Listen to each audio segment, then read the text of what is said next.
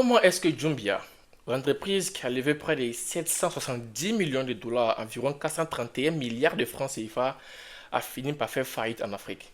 Et qu'est-ce que vous et moi, en tant qu'entrepreneurs africains, pouvons apprendre surtout de leur échec? Tout d'abord, pour ceux qui ne connaissent pas Jumia, c'est une entreprise africaine qui a été créée surtout en Afrique d'abord, dont le but ultime était de pouvoir devenir le géant Amazon africain dans l'e-commerce, bien sûr. Ils se sont implantés dans plusieurs pays rapidement.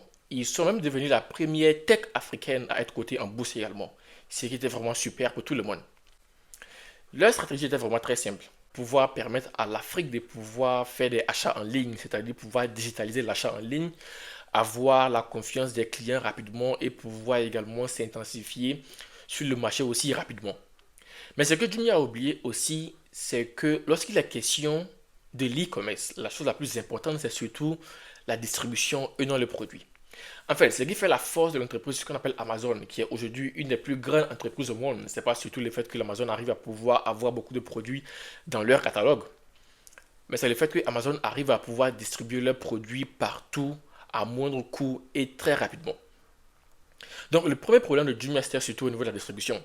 Le client qui était en Côte d'Ivoire à Bondialé, qui faisait un achat aujourd'hui, ne pouvait pas avoir son produit demain ou après-demain. Un deuxième point, Jumia a également négligé la psychologie du client africain. Lorsqu'un client faisait un achat en ligne d'un produit spécifique, il recevait en fait d'autres types de produits généralement. C'est-à-dire le client achetait en ligne Beyoncé et il recevait plutôt Mawa à la livraison. Ce qui a aussi commencé à fâcher le client. Et un troisième point, c'est que Jumia se trouvait dans un marché très compliqué, surtout dans ce qu'on appelle le triple-sided market. C'est-à-dire d'un côté, ils avaient les clients, de l'autre côté, ils avaient surtout les vendeurs, et de l'autre côté encore, ils avaient encore les distributeurs. Ils devaient prendre soin de ces trois acteurs directement aussi sur leur plateforme aussi à la fois. Le résultat était vraiment en fait flagrant. Jumia a eu un impact en Afrique, mais Jumia a fini par aussi faire de pertes financières et beaucoup de restructuration également. Qu'est-ce qu'on va pouvoir apprendre de leur échec pour nos entreprises? D'abord, il faut comprendre que le plus important n'est pas l'idée. Il est bien d'avoir des idées, mais le plus important, c'est surtout dans l'e-commerce, la distribution. Pouvoir être capable de pouvoir distribuer nos produits facilement et partout.